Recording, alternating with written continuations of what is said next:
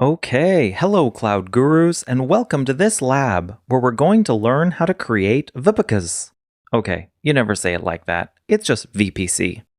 So to start off with, log into the console with your user account and create a new project for networking.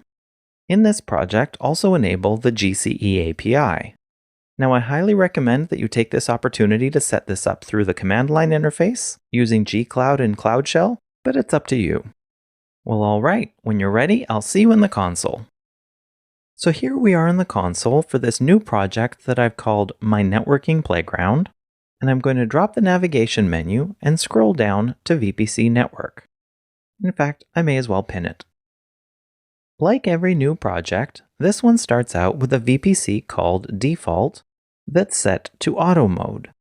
As an Auto Mode network, it has one subnet in every Google Cloud region, and the address ranges for those subnets are these ones. They're always the same.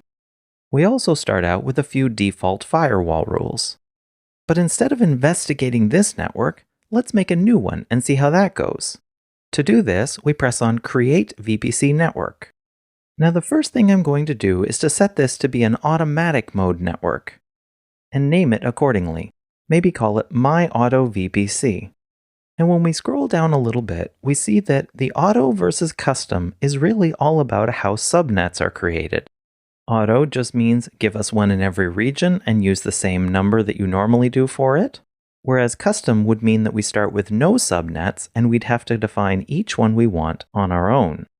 Now because this subnet creation mode is actually a persistent thing, not just a one-time thing, it means that auto mode VPCs will get new subnets added to them automatically as Google adds new regions to its cloud. Now another thing to notice here is that the IP address ranges are really only tied to subnets. There is no VPC level address range, but we'll see that in more detail when we make a custom mode VPC. When we scroll down, we get to the firewall rules.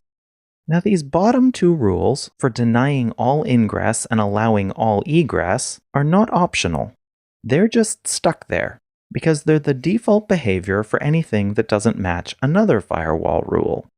But remember how the default VPC had 4 firewall rules already?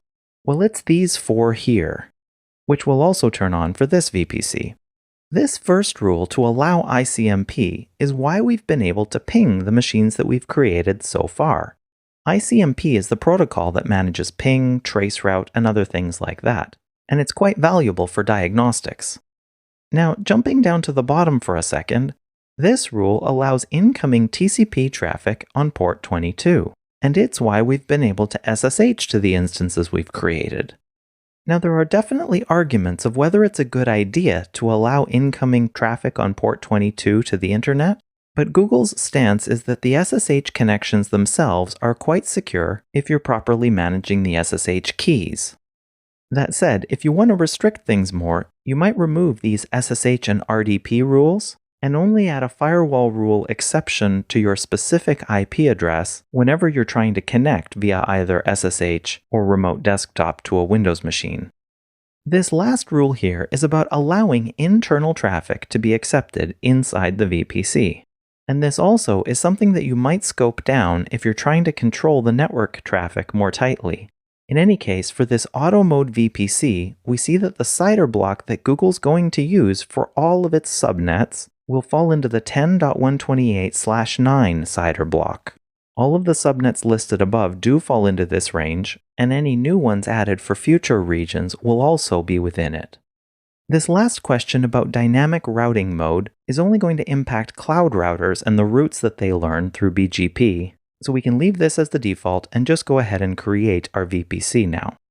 It takes just a minute or so to create, and when we scroll down, we can see it. Of course, this looks very much like the default VPC, and if you happen to delete the default VPC at some point in time, what we've just done is enough to get it back. Well, alright, I know this lab was super quick, but that's really all it takes to create an auto mode VPC. Now, having VPCs lying around doesn't cost you anything, so go ahead and leave this one how it is. And if you have any questions about this, please let me know. If not, please feel free to join me in the next lab, where we'll build a custom mode VPC. Thank you.